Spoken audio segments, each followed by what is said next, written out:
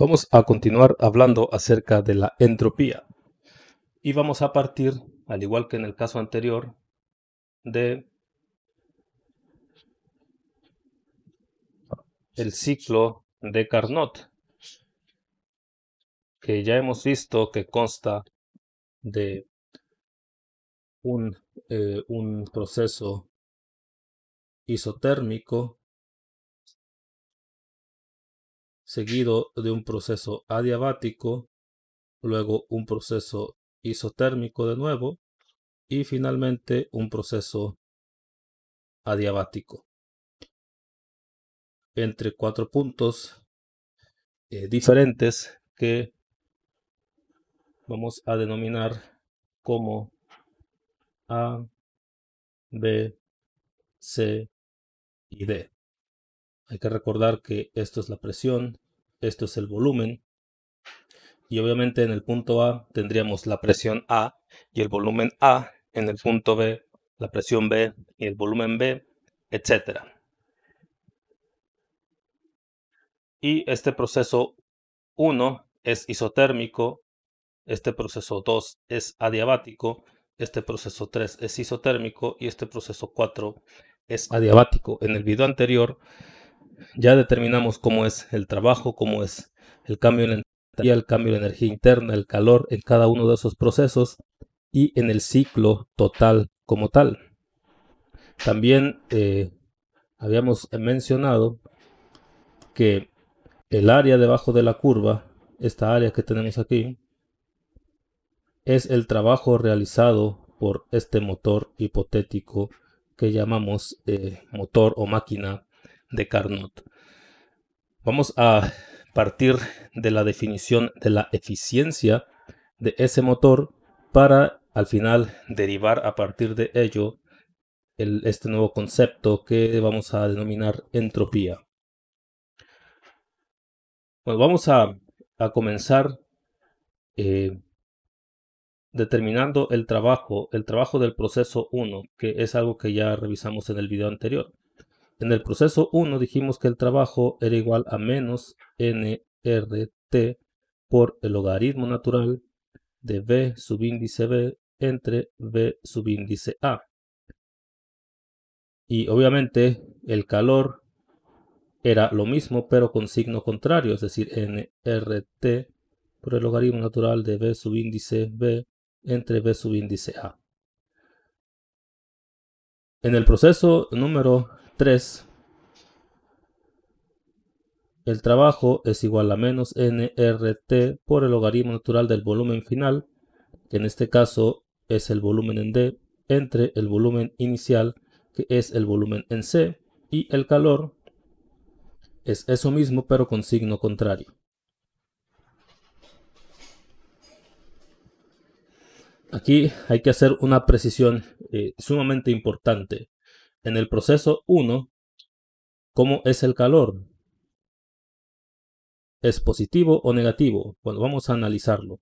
Noten que el volumen, este sería, vamos a ponerlo aquí con otro color.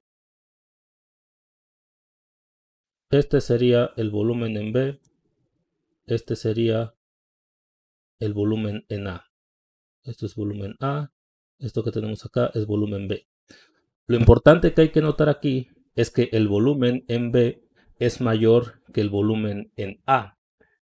Eso significa que este término es mayor que 1, porque el número de arriba va a ser mayor que el número de abajo. El logaritmo natural de un número mayor que 1 es positivo.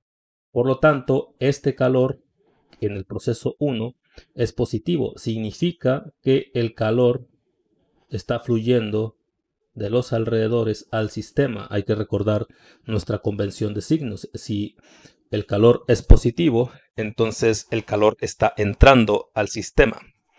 Si analizamos esta otra expresión que tenemos acá abajo, pues lo que vamos a observar es que este sería el volumen en C, este sería el volumen en D. Noten que el volumen en D es menor que el volumen en C. lo que implica que este término va a ser menor que 1 porque el numerador es menor que el denominador. El logaritmo de un número menor que 1 es negativo, por lo tanto el calor va a ser negativo. La implicación de eso es que el calor va a fluir del sistema a los alrededores. El sistema está perdiendo calor, el calor es negativo. Claramente, la energía interna no puede describir ese calor. El cambio de la energía interna no puede describir ese calor que está entrando porque este cambio es igual a 0 porque el proceso es isotérmico. Hay que recordar que estamos tratando con un gas ideal. El cambio de la entalpía, bueno, recordando un poco más de la energía interna, dijimos que el cambio de la energía interna era igual al calor cuando el proceso se llevaba a cabo a volumen constante. El cambio de la entalpía es igual a 0. Y hay que recordar que el cambio de la entalpía nosotros lo habíamos relacionado con el calor a presión constante. Pero en este caso, el cambio de la energía interna y el cambio de la entalpía es 0, de tal manera que el calor a volumen constante y el calor a presión constante sería 0. Pero en este esquema, el calor claramente no es 0. Entonces, ¿cómo podemos describir este calor que está fluyendo hacia el sistema o este calor que está saliendo del sistema con una función de estado? Porque hay que recordar que el calor no es una función de estado. El calor depende de la ruta que seguimos para realizar el proceso. Pero nosotros estamos interesados en una función de estado donde solo nos interese el estado inicial y el estado final y no cómo llegamos de dicho estado inicial a dicho estado final. Y eso es precisamente lo que intenta hacer la entropía. Intenta describir ese calor que está entrando, que está saliendo del sistema. Vamos a hablar ahora acerca de la eficiencia y vamos a partir de la eficiencia de este motor hipotético, vamos a encontrar cómo es esa función de estado. Cómo se describe matemáticamente esa función de estado que se relaciona con este calor que está entrando, que está saliendo del sistema. Bueno, la eficiencia de un motor es igual al trabajo que realiza o que puede realizar ese motor entre el calor que se le añade. Hay que recordar que para que se realice trabajo tiene que haber un influjo de calor, bueno, un flujo de calor, perdón, y debe haber un sumidero, un reservorio que va a captar o que va a aceptar el calor que sale del motor. Este calor que tenemos aquí es el calor que está ingresando al sistema. Entonces, aquí es conveniente describir, por ejemplo, esta es una isoterma. Este proceso de A a B es isotérmico, está descrito por una isoterma. Hay que recordar que eso está descrito por la ley de Boyle. Ahora, esta isoterma es diferente a esta otra isoterma que tenemos acá abajo. La diferencia es la temperatura, porque esta isoterma de aquí arriba pues debe estar a una temperatura más alta, que vamos a describir como TH. Esta es la temperatura más alta. Luego, como de B a C estamos llevando a cabo un proceso adiabático y hay una expansión y una disminución en la presión, el cambio de la energía interna se relaciona con el cambio en la temperatura y ya hemos visto que ese cambio en la temperatura es negativo, es decir, hay una disminución en la temperatura cuando hay una expansión adiabática. Entonces la temperatura va a disminuir hasta una temperatura que vamos a denominar TC. Entonces Este proceso, el proceso 1, se lleva a cabo a una temperatura TH, luego ocurre un proceso adiabático que hace que disminuya la temperatura hasta TC, y en TC se da el proceso número 3, que es el otro proceso isotérmico. Bueno, esta eficiencia relaciona el trabajo, es decir, el área debajo, bueno, el área encerrada en esta curva, entre el calor, pero este calor obviamente es el calor que está entrando, que vamos a denominar QH. El calor que está saliendo lo vamos a denominar igual QC. Entonces, la eficiencia sería el trabajo que realiza el sistema dividido entre el calor que está fluyendo al sistema. Entonces vamos a describirlo de la siguiente manera. El trabajo entre el calor que está fluyendo al sistema cuando la temperatura es TH. Ahora, ese trabajo claramente es la diferencia entre el calor que ingresa y el calor que sale. De acuerdo a la primera ley de la termodinámica, el calor se puede transformar en trabajo, el trabajo en calor, y esas dos formas de energía se conservan de tal manera que no puede haber pérdida de energía. Entonces, la diferencia entre el calor que ingresa y el calor que sale es el trabajo realizado por el sistema. Entonces, este trabajo va a ser igual al valor absoluto de QH menos el valor absoluto de QC.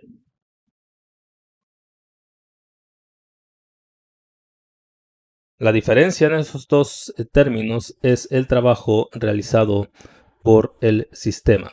Entonces todo eso obviamente está dividido entre el calor que está ingresando, y esto lo podemos simplificar y nos quedaría de la siguiente manera. QH entre QH sería 1 menos QC sobre QH. Y así es como se definiría la eficiencia. La eficiencia es igual a 1 menos el valor absoluto de QC entre el valor absoluto de QH. Ahora, ¿cuánto es QC y cuánto es QH? En el proceso 1 tenemos QH. Entonces en este caso aquí tendríamos QH, que se lleva a cabo a una temperatura TH. Y este sería QC, el proceso 3, que se lleva a cabo a una temperatura C. Entonces, el calor H es igual a nRT H por el logaritmo natural de V subíndice B entre V subíndice A. Y el calor en C es igual a nRT C logaritmo natural de V subíndice B entre V subíndice A. Perdón, aquí es V subíndice D entre V subíndice C. Es este calor. Eso lo estamos escribiendo acá para que se vea más claro.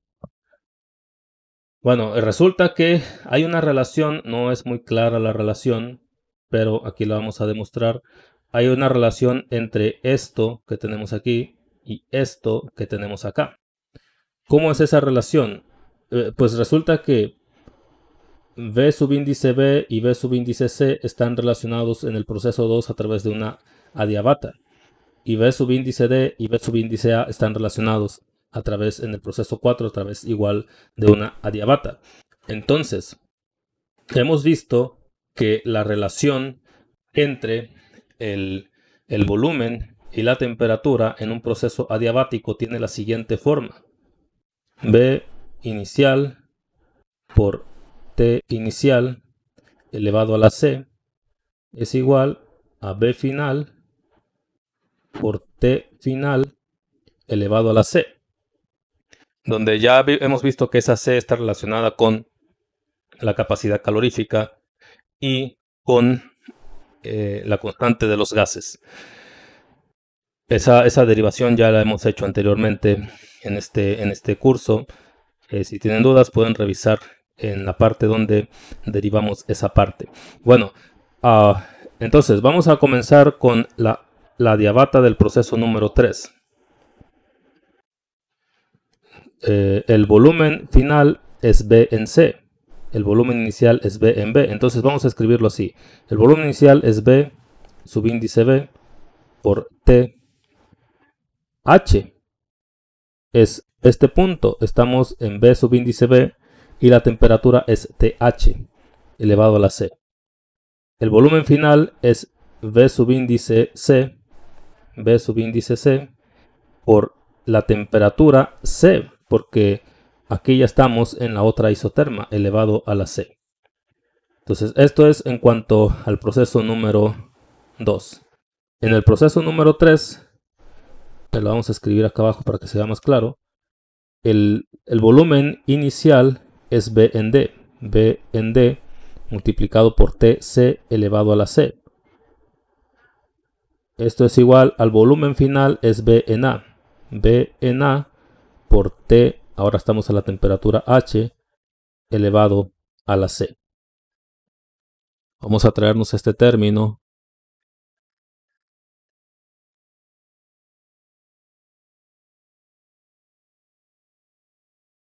para acá. Y aquí podemos hacer un despeje que nos va a facilitar el trabajo. Por ejemplo, vamos a acomodar, bueno, esto corresponde al proceso número 4. Vamos a acomodar esta expresión de la siguiente manera.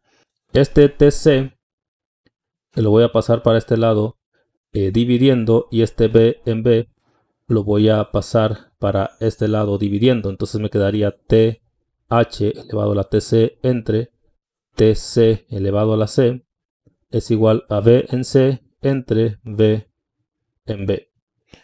Lo mismo vamos a hacer en este otro caso. En este caso voy a pasar esta TC para acá dividiendo, y este B A, aquí es BA, perdón. O sea, el volumen final es B en A. Y ese BA lo voy a pasar para acá dividiendo. Entonces me quedaría de la siguiente manera. TH a la C entre TC a la C es igual a VD sobre VA. Y noten que esto que tengo aquí es lo mismo que esto que tengo acá. Por lo tanto, esto es igual a esto. Yo puedo escribir entonces B subíndice C sobre V subíndice B es igual a V subíndice D entre V subíndice A. Y ahora lo vamos a reacomodar de la siguiente manera. Este lo voy a pasar para acá multiplicando, y este lo voy a pasar para acá dividiendo. Me quedaría V en A sobre V en B es igual a B en D sobre V en C.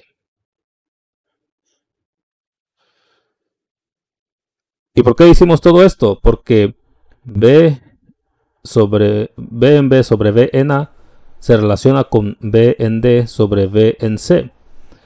Es decir, podemos trabajar con estas expresiones y las podemos simplificar, como lo vamos a ver a continuación. Lo que vamos a hacer es modificar este término que está aquí. Lo vamos a cambiar de orden, lo vamos a invertir. Y luego vamos a aplicar una propiedad de los logaritmos. Cuando tenemos un logaritmo negativo, pues lo que hacemos es cambiar o invertir, sacar el inverso del argumento del logaritmo. Entonces, con eso en mente, vamos a plantear lo siguiente. QH va a ser igual a menos nRT en H por el logaritmo natural. Y como pusimos este signo negativo, B en B sobre V en A lo vamos a invertir y nos va a quedar V en A sobre V en B. Y pues QC quedaría igual. nRT C por el logaritmo natural de VD sobre VC. VD sobre VC. Pero en este caso ya dijimos que V en A sobre V en B es igual a V en D sobre V en C. Por lo tanto puedo escribir menos nRT H por el logaritmo natural de V D sobre VC. Ahora nos traemos esas dos expresiones y las sustituimos aquí. Tendríamos, por lo tanto, a lo siguiente. La eficiencia sería igual a 1 menos QC, pero QC es, aquí vamos a poner el valor absoluto, QC es igual a N R T C por el logaritmo natural de V en D entre V en C. Eso va a estar dividido entre QH, pero QH es esto que tenemos acá, menos NRT por el logaritmo natural, bueno, aquí este H, por el logaritmo natural de V en D sobre V en C. Y ya se imaginarán lo que vamos a hacer. Esta N se elimina con esta N, esta R se elimina con esta R, y aquí arriba tenemos el logaritmo natural de VD sobre VC, y abajo tenemos logaritmo natural de VD sobre DC. Entonces todo esto se elimina, y el resultado es el siguiente, es 1 menos TC entre TH.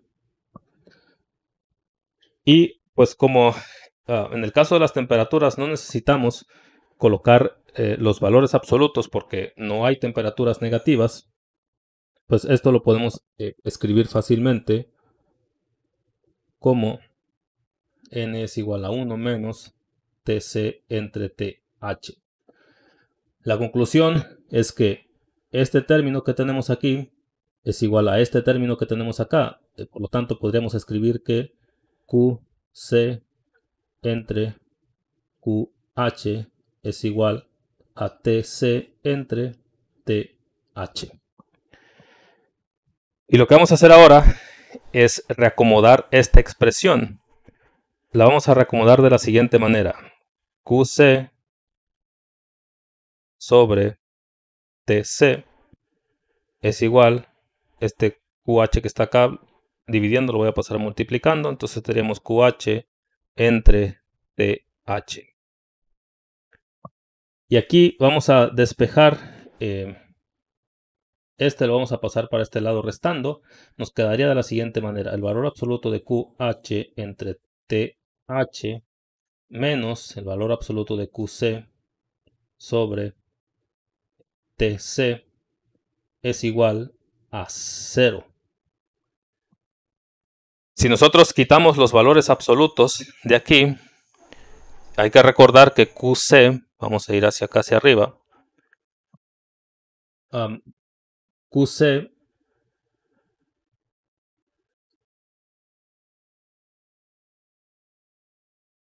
es esta que tenemos aquí. Y noten que el calor es negativo, es decir, el calor está saliendo del sistema y está ingresando a los alrededores. Por lo tanto, al quitar el valor absoluto de esta expresión que tenemos acá abajo, pues QC es negativo. Por este negativo se va a hacer positivo. Entonces nos quedaría QH entre TH más QC entre TC es igual a 0. Y esta es la expresión que estábamos buscando. Noten que esa expresión describe al calor y al sumarlos nos da 0. Hay que recordar que estamos partiendo del punto A, estamos recorriendo un ciclo y estamos regresando al punto A. Entonces buscamos una función de estado que describa el calor, y la característica de las funciones de estado es que si partimos del estado inicial y regresamos al estado inicial, el cambio es igual a 0. Entonces aquí estamos diciendo que si dividimos el calor entre la temperatura y lo sumamos, pues eso nos da 0. Por lo tanto, bueno, otra aclaración. En los procesos 2 y 4, como son adiabáticos, el calor es igual a 0. Entonces, no tendría sentido escribir el calor asociado a esos procesos porque ese calor es 0. Entonces, no contribuiría a esta sumatoria que estamos considerando aquí. Bueno, entonces lo que podemos decir es que si nosotros hacemos una integral sobre una curva cerrada de el calor que fluye entre la temperatura, que es esto que tenemos aquí, eso es igual a 0. Y esta es la definición de una función de estado. Si integramos sobre una curva cerrada, el resultado tiene que ser igual a 0. Entonces aquí es donde vamos a definir nuestra función de estado, que se va a denominar entropía. En lugar de poner Q sobre T, vamos a poner ds.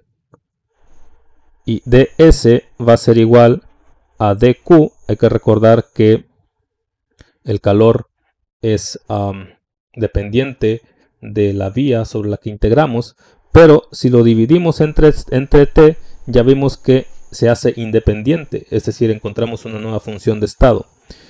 Y otra cosa sumamente importante que estamos considerando en este problema, todo el proceso que estamos considerando, todos los procesos isotérmicos y todos los procesos adiabáticos, estamos considerando que son reversibles. Por lo tanto, este calor que está fluyendo hacia el sistema o que está saliendo del sistema es reversible. Entonces le tenemos que poner aquí que ese calor es reversible. Si nosotros integramos aquí, tendríamos el cambio en la entropía es igual al calor reversible entre la temperatura. Y esta es la definición formal desde el punto de vista termodinámico de la entropía. La entropía, el cambio en la entropía, es el calor que sale o que entra del sistema cuando el proceso se lleva a cabo de manera reversible, dividido entre la temperatura a la cual se lleva a cabo dicho proceso. Es muy importante hacer énfasis en que este calor es reversible, porque esa idea nos va a permitir definir la segunda ley de la termodinámica a partir de esta definición de la entropía. Bueno, ¿qué es lo que hemos hecho entonces? En este video hemos partido del ciclo de Carnot y a través de una serie de derivaciones matemáticas hemos encontrado una función de estado que describe al calor que entra o que sale del sistema. Esa función de estado nosotros la hemos definido como la entropía y matemáticamente la hemos descrito de esta manera. Es decir, si nosotros somos capaces de medir el calor que está entrando a un sistema o que está saliendo de un sistema y ese calor lo dividimos entre la temperatura, lo que estamos obteniendo es el cambio en la entropía del sistema. Y bien, hasta aquí vamos a dejar este video. Vamos a continuar en el siguiente, donde vamos a demostrar que esta función de estado es útil para describir los procesos espontáneos o describir si un proceso va a ocurrir o no va a ocurrir de manera natural. Y también en ese video ya vamos a hacer la definición formal de la segunda ley de la termodinámica, que se relaciona precisamente con esta función de estado que se llama entropía. Nos vemos en el siguiente video.